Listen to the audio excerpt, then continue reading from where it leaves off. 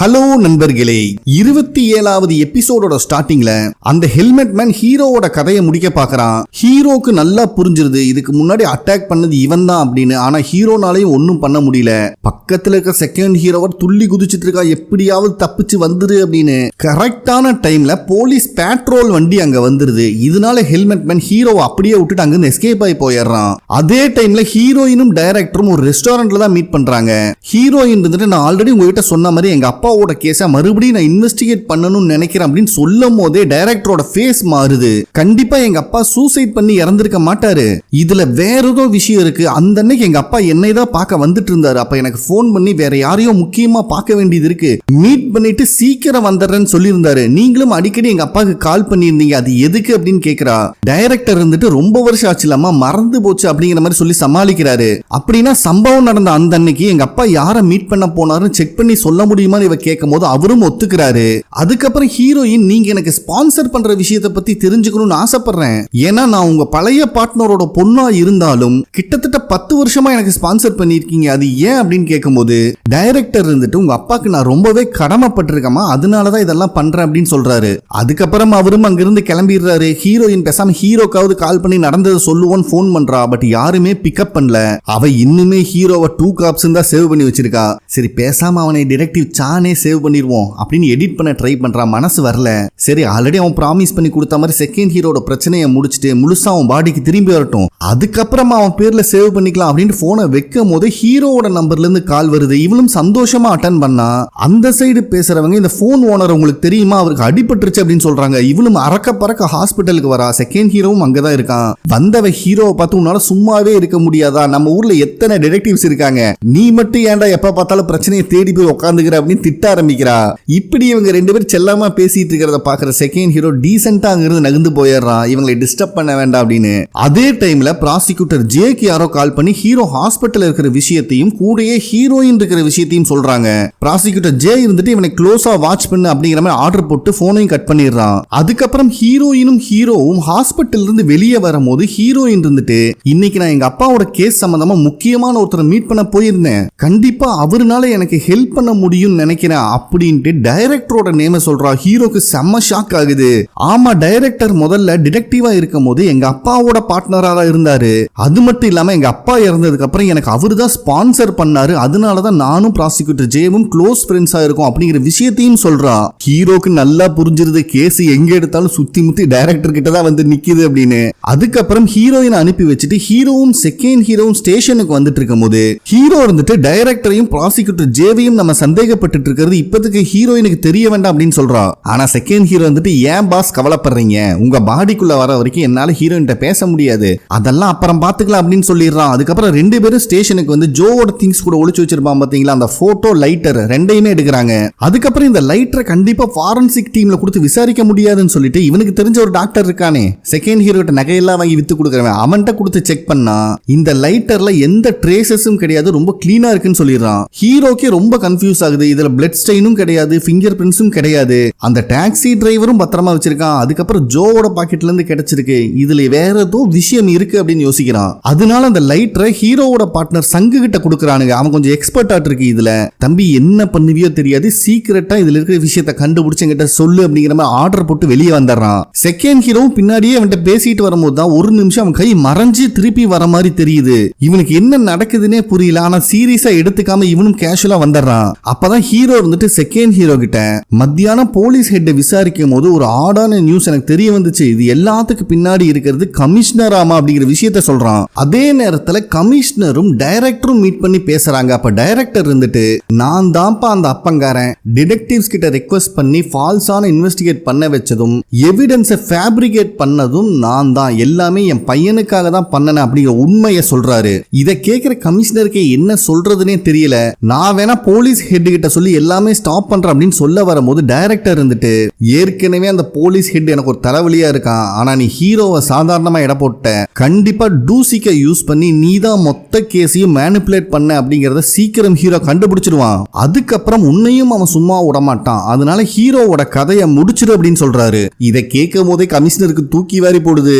என் மேல விழுந்திருக்கிற தப்ப சரி பண்றதுக்கு என்ன பண்ணணுமோ அதை நான் பண்ணுவேன் அப்படிங்கிற மாதிரி சொல்லிடுறாரு. பதிலுக்கு டைரக்டர் இருந்துட்டு அங்க இருக்கிற வெயிட்டர்ஸ் லேடியை பார்த்து, இந்த பொண்ணுக்கு மட்டும் காது கேட்டு வாய் பேச முடியற மாதிரி இருந்தா என் சீக்ரெட் எல்லாத்தையும் தெரிஞ்ச எனக்கு ஒரு நல்ல ஃப்ரெண்டா இவதா இருந்திருப்பா அப்படின்னு சொல்றாரு. அதே நேரத்தில் இங்க செகண்ட் ஹீரோவும் கமிஷனர் தான் ஃபோர்ஸ் பண்ணி டூசிக்கு இப்படி எல்லாம் பண்ண சொன்னார்னு தெரிஞ்சு ரொம்ப கொந்தளிச்சிட்டு இருக்கான். அப்ப ஹீரோக்கு கமிஷனர் கிட்ட இருந்தே கால் வருது. ஹீரோவும் நானே உங்களுக்கு கால் பண்ணணும்னு இருந்தேன் அப்படின்னு சொல்லும் போது கமிஷனர் இருந்துட்டு, இங்க பாரு உன் பழைய பார்ட்னர் ஜோக்கு நடந்ததுக்கு நானும் வருத்தப்படுறேன், ஆனா உன்னோட இன்வெஸ்டிகேஷனை இதோட ஸ்டாப் பண்ணிக்கோ அப்படின்னு சொல்றாரு. ஆனா இந்த விஷயத்தை ஹீரோ ஒத்துக்க மாட்டேங்கிறான். கமிஷனர் இருந்துட்டு நீ யார் கூட மோதரன்னு தெரியாம பண்ணிட்டு இருக்க, அந்த ஆள் ரொம்ப ரொம்ப மோசமான ஆளு அப்படின்னு சொல்லும் போது ஹீரோ இருந்துட்டு இதுல இன்னொருத்தனோட லைஃபும் சம்பந்தப்பட்டிருக்கு அப்படின்னு செகண்ட் ஹீரோ மென்ஷன் பண்ணிட்டு, கண்டிப்பா அவன் லைஃப் நான் திருப்பி கொடுப்பேன்னு ப்ராமிஸ் பண்ணிருக்கேன், அதனால 2 பேர் சேர்ந்து அந்த கில்லர் நான் கண்டுபிடிச்சே ஆவோம் அப்படின்னு சொல்லிடுறான். கமிஷனருக்கும் புரிஞ்சிருது இதுக்கெல்லாம் இவன் அசர மாட்டான்னு.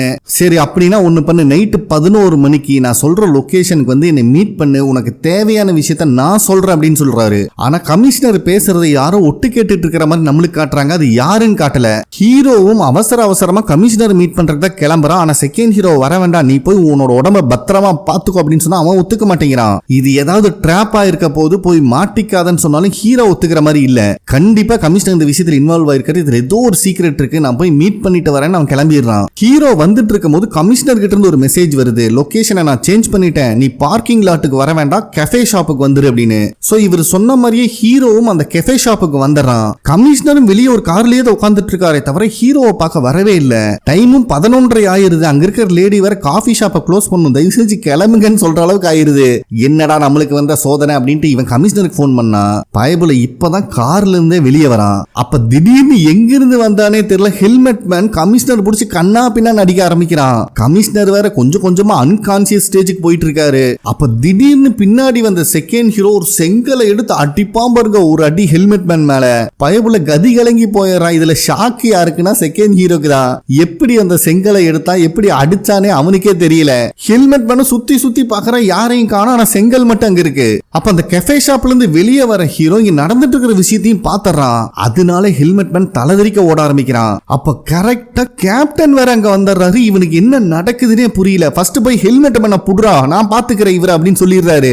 சோ ஹீரோவும் செகண்ட் ஹீரோவும் ஹெல்மெட் மேன விரட்டுன்னு விரட்டுறானுங்க. இருந்தாலும் ஒரு கட்டத்துல மிஸ் பண்ணிடுறானுங்க. அதுக்கப்புறம் கமிஷனரை ஃபாரன்சிக் ஆபீஸ்ல வச்சு கிடைச்ச வரைக்கும் எவிடன்ஸ் எல்லாம் எடுத்துட்டு இருக்காங்க. ஏன்னா ஹெல்மெட் மேன் கூட சண்டை போடும் போது இவர் ஹெல்மெட்டுக்குள்ள கையை விட்டு அவன் நெக்க பிடிச்சிருப்பாரு. ஆனா வெளியே இருந்து பார்த்துட்டு இருக்க ஹீரோக்கு என்ன நடக்குதுன்னே புரியல. பக்கத்துல இருக்கிற கேப்டன் கிட்ட கேட்டா, இது எனக்கும் கமிஷனருக்கு மட்டுமே தெரிஞ்ச விஷயம், இது ஒரு 2 சைடு அட்டாக் அப்படின்னு அசால்ட்டா சொல்றாரு. அதே டைம்ல ப்ராசிக்யூட்டர் ஜே கிட்ட அவனோட அசிஸ்டன்ட் இருந்துட்டு, விஷயத்தை கேள்விப்பட்டீங்களா, கமிஷனர் அவரே அப்ரூவ் ஆகி சரண்டர் ஆயிட்டாராம் அப்படின்னு சொல்றான். இதை கேட்கும் போது பயபுலைக்கு ஷாக் ஆகுது. அதே டைம்ல ஹீரோவும் கேப்டனும் சேர்ந்து கமிஷனரை இன்வெஸ்டிகேட் பண்ண ஆரம்பிக்கிறாங்க. ஹீரோ இருந்துட்டு டிடெக்டிவ் ஜோவோட டெத்தை கவர் அப் பண்றதுக்காக நீங்க தான் ஃபேக்கா விட்னஸ் ரெடி பண்ணீங்களா அப்படின்னு கேக்குறான். இவரும் நடந்த விஷயத்தெல்லாம் யோசிச்சு பார்த்துட்டு, ஆமாப்பா ஃபர்ஸ்ட் செகண்ட் ஹீரோ தான் செலக்ட் பண்ணிருந்தோம், வேற வழி இல்லாம டூசிக்க நாங்க அதுல இன்வால்வ் பண்ண வேண்டியதா போச்சு அப்படின்னு உண்மையை ஒத்துக்கிறாரு. எதுக்காக நீங்க இதெல்லாம் பண்ணீங்க அப்படின்னு கேட்கும்போது, எல்லாம் வேற எதுக்கு ஹையர் பொசிஷன் கிடைக்கும் அப்படிங்கிற ஒரு பேராசையில பண்ணிட்டேன் அப்படிங்கிற மாதிரி சொல்றாரு. அப்ப ஹீரோ இருந்துட்டு, இது எல்லாமே அந்த டைரக்டர் கிட்ட இருந்து ஸ்டார்ட் ஆச்சான்னு கேக்குறான். கமிஷனர் சைலண்டா இருக்காரு. நான் மறுபடியும் கேட்கிறேன், இது எல்லாத்துக்கும் காரணம் அந்த டைரக்டரா அப்படின்னு கேட்கும்போது, அவருக்கும் இதுக்கும் சம்பந்தம் கிடையாது, இது எல்லாம் நானே தான் பண்ணனேன் அப்படிங்கிற மாதிரி சொல்லிடுறாரு. ஹீரோனால ஒண்ணுமே பேச முடியாத நிலைமையில் இருக்கான். ஏன்னா இவர் கொடுக்க வாக்குமூலம் தான் கோர்ட்ல செல்லும். அப்படின்னா லாஸ்ட் நைட் நீங்க என்னதான் பண்ணிட்டு இருந்தீங்க அப்படின்னு ஹீரோ கேட்கும்போது, இந்த பிரச்சனையில இருந்து என்னை வெளியே கொண்டு வரக்கு நானே ஒரு ட்ராப் செட் பண்ண அப்படின்னு சொல்றாரு. இப்பதான் என்ன நடந்துச்சு அப்படின்னு காட்டுறாங்க. ஆக்சுவலா இவர் அந்த காஃபி ஷாப்புக்கு வெளியே கார்ல வெயிட் பண்ணிட்டு இருந்ததுக்கு காரணமே, யாரா டிடெக்டிவ் ஜோவை கொண்டதுன்னு இவருக்கு இன்னும் தெரியலையாட்டு இருக்கு. அதுக்காக தான் வெயிட் பண்ணிட்டு இருந்திருக்காரு. இது ரொம்ப தாமதங்கிறது இவருக்கும் தெரியும். ஆனா இவரு பண்ண தப்பு எதுங்கிறது இப்பதான் ரியலைஸ் பண்ணிருக்காரு. ஏன்னா டைரக்டர் வேற ஹீரோவோட கதையை முடிக்க சொல்லியிருக்காரு. இதை எல்லாத்தையும் யோசிச்சு பார்த்துட்டு கமிஷனர் ஹீரோவோட கேப்டனுக்கு கால் பண்ணி, நீங்க எனக்கு ஒரு ஹெல்ப் பண்ணி ஆகணும், உடனே இந்த இடத்துக்கு வாங்கன்னு கூப்பிட்டு இருக்காரு. ஏன்னா கமிஷனர் டைரக்டரை பார்த்துட்டு அங்கிருந்து கிளம்பும் போது ஹீரோக்கு போன் பண்ணி பேசி இருப்பாரு. அந்த சமயத்துல யாரோ இவரை நோட்ட விடுறாங்க அப்படிங்கிறது மட்டும் கமிஷனருக்கு நல்லா தெரிஞ்சிருக்கு. சோ யாரு ஃபாலோ பண்ணிட்டு வராங்களோ அவங்களை பிடிச்சோம்னா ஏதாவது லீடு கிடைக்கும்னு சொல்லி தான் கமிஷனர் ஒரு பிளான் போட்டிருக்காரு. கமிஷனர் சொன்ன மாதிரியே கேப்டனும் அந்த லொகேஷனுக்கு வந்து காருக்குள்ளேயே மறைஞ்சிருந்து நடக்கிற விஷயத்த நோட் விட்டுட்டு இருந்திருக்காரு. இந்த சமயத்துல தான் கமிஷனர் ஹீரோக்கு மறுபடியும் மெசேஜ் அனுப்பி, பார்க்கிங் லாட்டுக்கு வர வேண்டாம், நீ காஃபி ஷாப்புக்குள்ள வந்துருன்னு சொல்லி ஹீரோவை டைவர்ட் பண்ணி விட்டுருக்காரு. அவர் சொன்ன மாதிரியே ஹீரோவும் காஃபி ஷாப்புக்குள்ள வந்து வெயிட் பண்ணிருக்கான். ஆனா அந்த இடத்துல வந்து நின்னது ப்ராசிக்யூட்டர் ஜே இத கமிஷனரே எதிர்பார்க்கல. அப்ப ப்ராசிக்யூட்டர் ஜே இருந்துட்டு ஆல்ரெடி நீங்களும் எங்க அப்பாவும் பேசிட்டு இருந்த கான்வர்சேஷனை ஒரு டைம் நான் கேட்டிருக்கேன். சோ 16 வருஷத்துக்கு முன்னாடி எங்க அப்பா என்ன பண்ணார்னு என்கிட்ட சொல்லுங்க, நான் எங்க அப்பாவை ஸ்டாப் பண்ணி ஆகணும். அவரை மத்தவங்க பயமுறுத்தி பார்க்க ட்ரை பண்றாங்க, அது எனக்கு பிடிக்கல அப்படிங்கிற மாதிரி சொல்லிட்டு அங்கிருந்து கிளம்பி இருக்கான். அதனால அங்க ஒளிஞ்சிருந்த கேப்டனும் ப்ராசிக்யூட்டர் ஜேவை ஃபாலோ பண்ணி போக ஆரம்பிச்சிருக்காரு. கமிஷனரும் அவர் எதிர்பார்த்த மாதிரி யாருமே வரலையேங்கிற ஒரு டிசப்பாயின்மெண்டோட காரை விட்டு இறங்கி இருக்காரு. அந்த சமயத்துலதான் ஹெல்மெட் மேன் அட்டாக் பண்ண ஆரம்பிச்சிருக்கான். சோ இதுதான்ப்பா நடந்தது, இதுக்கப்புறம் நடந்த எல்லா விஷயம் தான் உனக்கு தெரியுமே அப்படின்னு சொல்லிடுறாரு. அப்போ கேப்டன் இருந்துட்டு நான் தான்ப்பா ப்ராசிக்யூட்டர் ஜேவை ஃபாலோ பண்ணி போனேன், பட் கொஞ்ச நேரத்திலேயே அவன் எங்க போனானே தெரியல அப்படிங்கிற மாதிரி அவரு சொல்றாரு. சோ ஹீரோ இருந்துட்டு இந்த விஷயத்தை வச்சு எப்படி நம்ம உண்மையான ஆளை கண்டுபிடிக்க முடியும் அப்படின்னு கேட்கும்போது கமிஷனர் இருந்துட்டு அதனாலதான் என்னை அந்த ஹெல்மெட் மேன் அட்டாக் பண்ணும்போது அவன் கழுத்தை பிடிச்சி நசுக்கி இருக்கேன். அவனோட பிளட் சாம்பிள் ஆல்ரெடி என் கையில மாட்டி இருக்கு, இதை ஃபாரன்சிக் டீம் எடுத்துட்டாங்க. அதை நீங்க கம்பேர் பண்ணி பார்த்தாலே உண்மையான ஹெல்மெட் மேன் யாருன்னு உங்களுக்கு தெரிஞ்சிரும் அப்படின்னு சொல்றாரு. சோ கமிஷனர் போட்ட பிளான் பக்காவா இங்க ஒர்க் ஆயிருக்கு. ஹீரோக்கு கமிஷனர் இந்த மாதிரி அரெஸ்ட் பண்றதுல இஷ்டமே இல்ல. அப்ப கமிஷனர் இருந்துட்டு என்னோட ஸ்டோரி அவ்வளவுதான்ப்பா, சொல்ல வேண்டியதெல்லாம் சொல்லிட்டேன். ஆனா இப்ப வரைக்கும் போலீஸ் ஹெட்டுக்கு நான் எந்த கமெண்ட்டும் கொடுத்தது கிடையாது. நீ நினைக்கிற மாதிரி அவன் சாதாரண ஆள் கிடையாது, ரொம்பவே மோசமானவன், கொஞ்சம் பார்த்து கேர்ஃபுல்லா இருந்துக்கோன்னு ஒரு ஹிண்ட் கொடுக்குறாரு. அப்ப ஹீரோ இருந்துட்டு வெளியே கண்டிப்பா நிறைய ரிப்போர்ட்டர்ஸ் வெயிட் பண்ண போறாங்க, அவங்க முன்னாடி நான் உங்களுக்கு ஹேண்ட் கஃப் போட விரும்பல, நீங்க ஃப்ரீயா என் கூட வாங்கன்னு சொல்றான். ஆனா கமிஷனர் இதை ஒத்துக்க மாட்டேங்கிறாரு. ஒரு சுப்பீரியரா இருந்து இந்த அளவுக்கு கேவலமான விஷயம் பண்ணிருக்கேன், நான் எல்லாத்துக்கும் ஒரு எக்ஸாம்பிளா இருக்கணும், அதனால என்னை ஹேண்ட் கஃப் போட்டே நீ கூட்டிட்டு போ அப்படிங்கிற மாதிரி ஆர்டர் போட்டுறாரு.